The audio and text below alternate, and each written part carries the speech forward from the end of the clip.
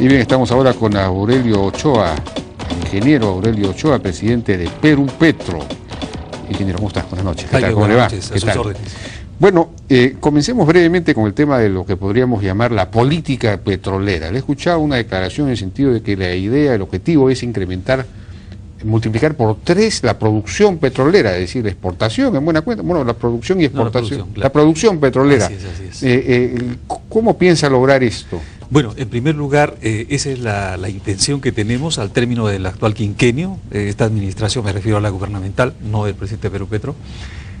Pretendemos, esa es, digamos, nuestra aspiración. Sin embargo, estamos en esa dirección, evidentemente. ¿Cómo pensamos hacerla? Primero, lo que estamos es pretendiendo hacer una reingeniería de todos los procesos administrativos, ¿no? Por un lado, o sea, internamente y externamente lo que hemos hecho ya es reposicionar el Perú como territorio favorable, un territorio semi-explorado en el mundo, uno de los pocos territorios que desde el punto de vista petrolero está subexplorado.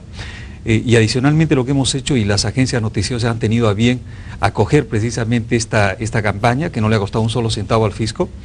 Los grandes diarios, en este caso el Financial Times y otros, pero sobre todo... Ahí estamos en pantalla, sí, usted nos ha traído eso, a ver qué... Sí, justamente, por ejemplo, podemos ver una serie de diarios mundiales, ya han posicionado, ¿no? El caso de Perú Petro, el caso de Perú, vale decir, un territorio favorable para la inversión petrolera, es un territorio, podríamos decir, semi-explorado. No entiendo por qué hay semi-exploración, si es que se han precisamente entregado muchos lotes en concesión en los últimos años, digamos, en los últimos 10 años o 5 años, y esa ha sido precisamente también una de las causas de preocupación en las comunidades nativas, etcétera. Claro. Entonces, se han entregado muchos lotes en concesión y sin embargo hay subexploración, ¿por qué? Sí, justamente a propósito de ello, para que tengamos una idea, nosotros tenemos 82 lotes en este momento concesionados, ¿no? En el caso de Brasil, por ejemplo, tienen como 1.400 lotes, en el caso de Colombia, claro, pero vamos a ver el área. Y en el caso de Colombia, por ejemplo, en este momento están alrededor de los 400, ¿no? Entonces estamos bastante lejos de ellos. Pero la otra cosa, y usted lo que señalaba era, bueno, si tenemos tantos lotes, ¿qué pasa? ¿Por qué está subexplorado? La explicación es la siguiente.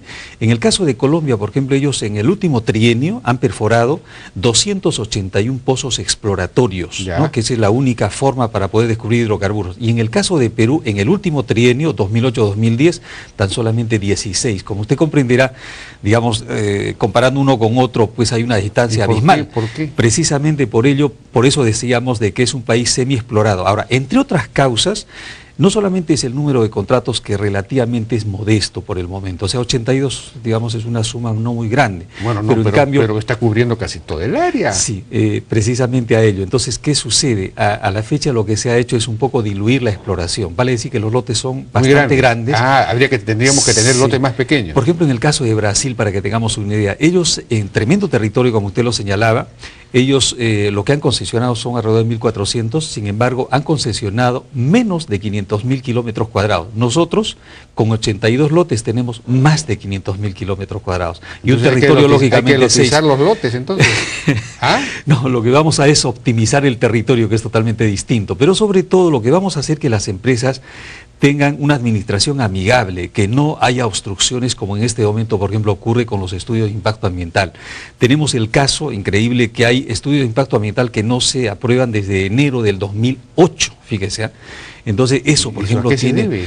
Bueno, habría que preguntarle a la administración anterior, pero esto, digamos, la actual administración, me refiero del propio ministerio. Eso es el ministerio el que aprueba eso. Sí, es el estudio, o sea, la Dirección General de Asuntos Ambientales Energéticos, ¿no? Entonces, pero ya la actual administración del ministerio. Bueno, ahí entre otras cosas, ¿no? Entonces probablemente se tenga que... falta de decisión política. No, la decisión política había. Sí, totalmente. Lo que pasa es, como usted ha señalado, es también falta de personal. Vamos a justamente probablemente a tercerizar, vamos a hacer lo que sea, pero tenemos que esto solucionar. Porque ¿qué sucede? No podemos tener equipos de perforación paralizados durante ¿cuánto? 8 o 10 meses. Eso no puede ser. Entonces, ¿cómo promovemos la inversión? Y como usted ha podido ver en la figura precisamente anterior, entonces, ¿cómo estamos posicionando el Perú como territorio favorable para la inversión? Pero también a la vez, cuando vengan, esperemos que las cosas sean mucho más rápidas, porque de lo contrario, la verdad, nuevamente se van.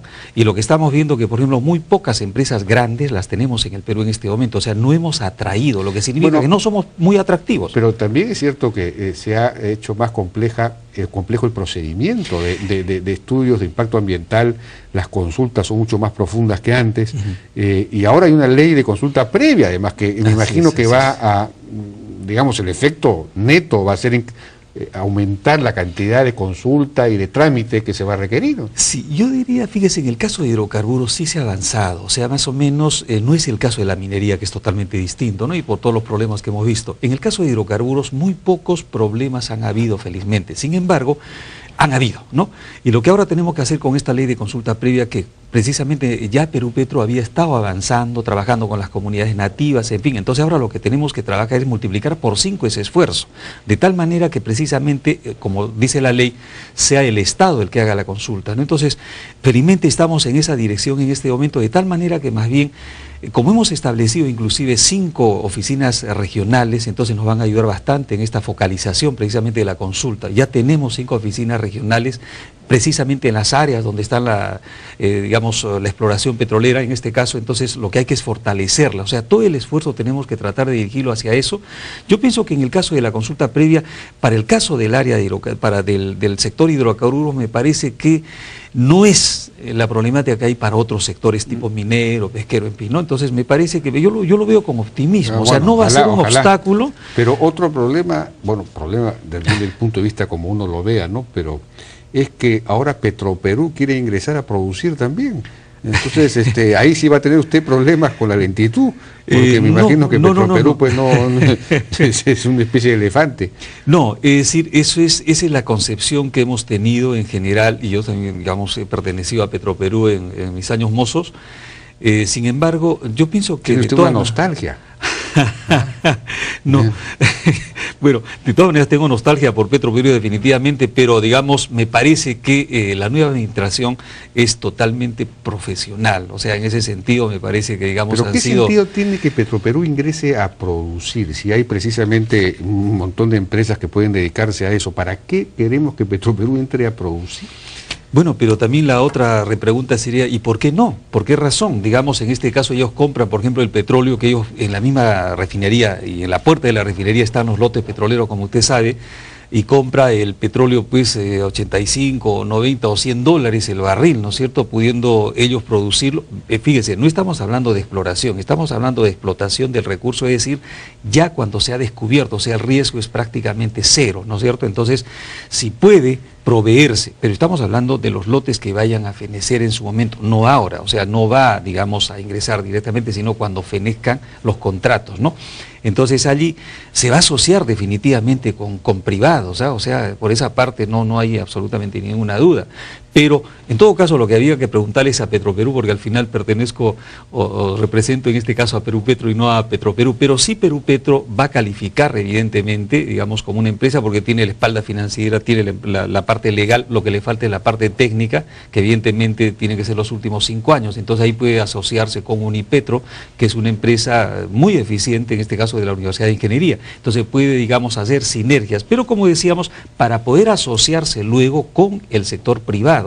Y esperemos que justamente lo que ocurre en otros países, las empresas petroleras estatales tienen un atractivo tremendo para las grandes empresas. ¿Por qué razón? Porque por la propia seguridad, si llamémosle así. Entonces, por el momento, por ejemplo, no tenemos grandes grupos a excepción de 1 o 2 en el país. Entonces, nosotros pretendemos atraer a través de Perupetro. Es una Perupetro. cosa pues un poco perversa, ¿no? Si yo me asocio con Petroperú ya voy a estar tranquilo porque no me van a hacer nada. Pero ¿qué es eso? Por favor. Aquí lo que tenemos que dar es la garantía del país como tal, ¿no? De la seriedad de un Estado de Derecho, de un régimen jurídico pues estable. Precisamente no tenemos que depender de aliarnos con el actor principal o uno de los actores. No, lo que pasa es que por estrategia las empresas petroleras en el mundo, las grandes sobre todo, o sea, tratan de asociarse. Por ejemplo, ¿cuántas empresas vemos gigantes que se asocian con Petrobras, con Ecopetrol, ¿no es cierto? Casos concretos de nuestros vecinos, ¿no? Entonces, pero de todas maneras, lo que he venido acá es... Petrobras es una empresa que tiene pues más del 60% de su accionariado privado. Y hacia eso se No, es una empresa privada, en buena cuenta, con una parte estatal muy importante, pero digamos... No, mayoritaria, digamos, porque el resto está difundido. Está difundido, pero digamos... La decisión la toma el Estado brasileño. Eso es verdad. Bueno, tenemos que ir a una pausa y regresamos.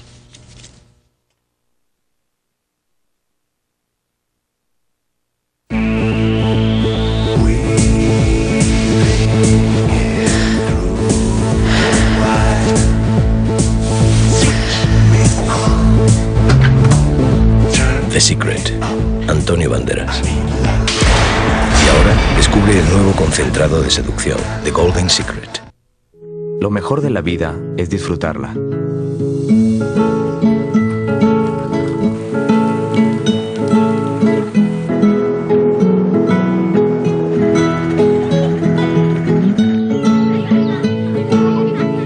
Y la disfrutas cuando te sientes seguro.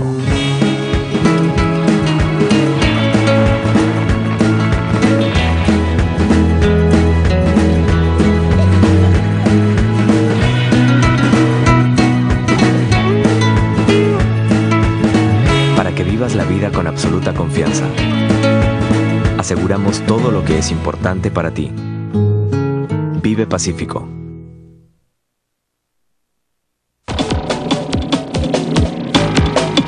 Conversando con el ingeniero Aurelio Ochoa, presidente de Perupetro. Brevemente, antes de pasar a otro tema que me interesaba ver, usted señala que quiere traer grandes empresas para que inviertan, ¿no? Empresas importantes, porque aquí tenemos actores pequeños, pero el territorio ya está en buena cuenta concesionado en lotes.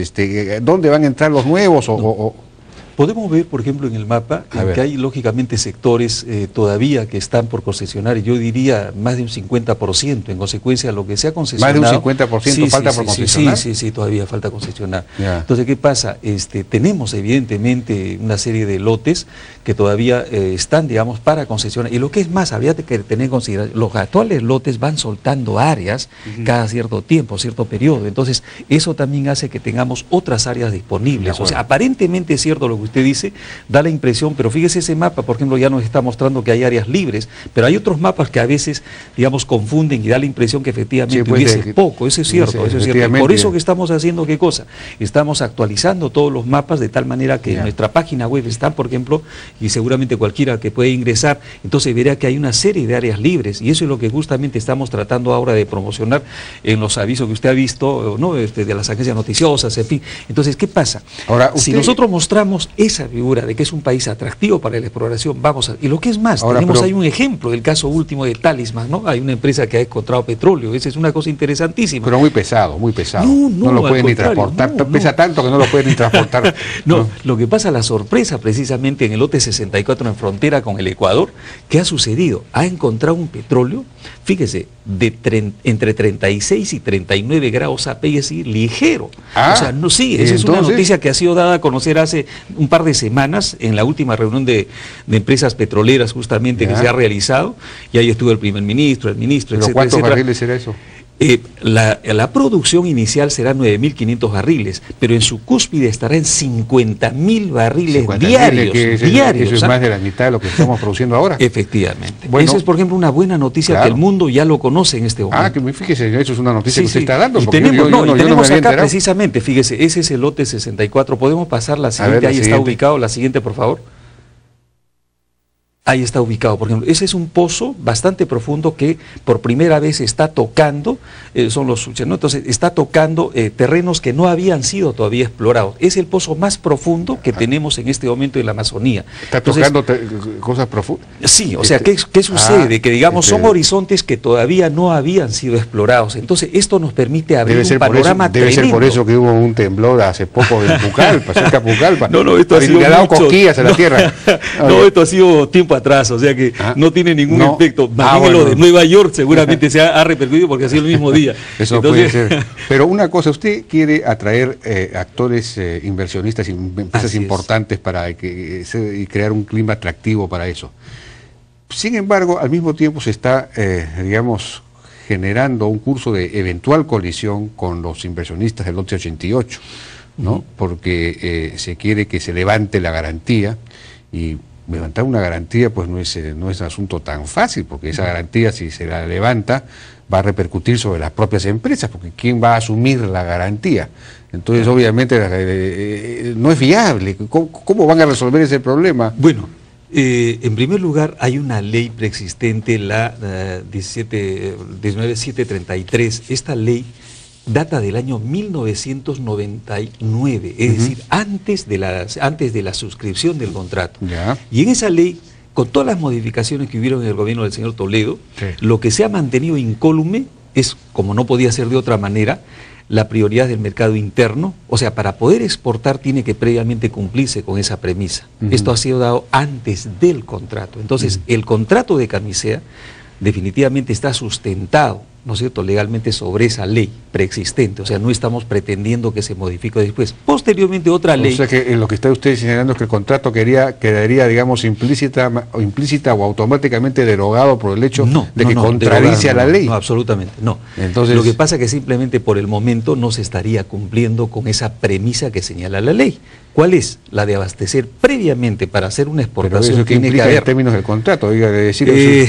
por eso que están en una renegociación para ver cuál sería la modalidad para que precisamente se cumpla esa ley, porque como usted comprenderá, en cualquier parte del mundo, ¿no es cierto?, lo primero que tiene que velarse es por el mercado interno. Y si el mercado interno, como es el caso actual, no se está abasteciendo de acuerdo, plenamente. pero aquí hay un tema absolutamente práctico, y es que para conseguir el financiamiento para hacer esa gran obra, esa inversión de 4.000 millones de dólares, hubo que dar una garantía, porque el lote 57 o 56 no tenía en ese momento los 4 trillones de pies cúbicos que se iban a exportar.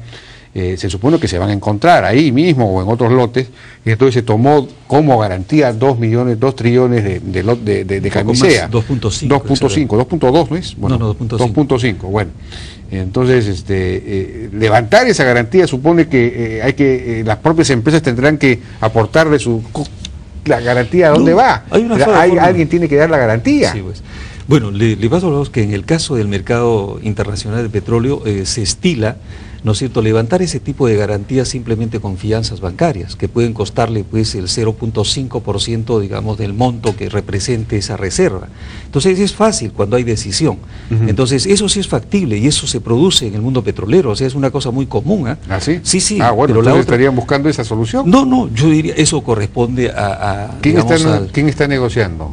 No es Perupetro el que negocia con... Sí, justamente, pero digamos... ¿Usted está negociando entonces? Claro, pero recuerde que simplemente cuando usted me pregunta respecto a la garantía, sí es factible porque en el mundo petrolero se estila, o sea, ahora, no es, digamos, un impedimento, pero eso les va a costar, lógicamente, un 0.5%. Hay un par de miembros del consorcio Camisea que no quieren renegociar, ¿no es cierto? Yo no puedo, digamos, opinar por esos 2 o 3 o 4 miembros, no, simplemente lo que le estaba señalando es tratando de darle respuesta a la preocupación que usted tiene, o sea que eso, digamos, sí es factible. Lo que no es factible y no puede continuar es que el mercado interno siga desabastecido, que es el caso actual. Le doy un ejemplo. No, pero hasta el mercado hay un problema de transporte, es decir, no solamente de transporte. Pero si no hay transporte no hay nada, pues. Efectivamente, pero en este caso no solamente es transporte, sino falta de reservas. O sea, mejor dicho, las actuales reservas están comprometidas, en otras palabras están como hipotecadas, ¿no es cierto? Entonces nadie puede mover una molécula de esos 2.5 TCFs que en este momento el lote 88 está garantizando la exportación. Pero eso también, digamos, no solamente está congelado, sino que está perjudicando en este caso su utilización por los actuales consumidores y futuros consumidores. Pero, entonces, ese es un dilema que tiene que resolverse. Se está gastando irracionalmente el gas en termoeléctricas que ni siquiera tienen ciclo combinado. Fíjese, entonces estamos regalando. Entonces, eso no tanto regalando, lo que estamos de repente no optimizando el recurso, que es totalmente distinto. Entonces, en eso estoy de acuerdo. Eso hay que corregirlo. Si se corrige eso, de repente no hay problema por el mercado. Claro, pero corregir ello de todas maneras demora, o sea, toma cierto tiempo. Y creo que esta administración precisamente lo que está optando como política energética es ¿qué cosa? Lo que está optando es por los recursos renovables. Sí, pues. Así es, porque efectivamente no podemos seguir dilapidando, eso es cierto, dilapidando, ¿no? Esa es la palabra. O sea, no estamos optimizando un recurso no renovable. Claro. O sea, tarde o temprano este gas se va a terminar. Entonces, me parece que lo que tiene que optarse, como este gobierno ya lo está tomando así, optar por lo que son los recursos renovables, de tal manera que los recursos, ojo, no renovables como el gas natural, tan solamente se utilicen para lo que sería, por ejemplo, la reserva, ¿no es cierto? Entonces, de esa manera sí, estoy totalmente de acuerdo. Y lo que es más, el gas debería utilizarse, por ejemplo, dándole un valor agregado en la petroquímica, o sea, darle esa prioridad, ¿no es cierto?, que sería lo ideal en este caso. Pero en este momento, fíjese, hasta Cálida, el día 24 que se le vencía el contrato, no tenía gas. Y han tenido que, digamos, solucionar lo más rápido posible con el consorcio, que felizmente se ha solucionado, ¿no? Bueno, tenemos, ya nos ha ganado el tiempo, lamentablemente tenemos que terminar la entrevista. Ingeniero Ochoa, muchas gracias por su Le agradezco la gentileza de la invitación. Fue entonces el ingeniero Ochoa, presidente de Perú Petro. Vamos a una pausa.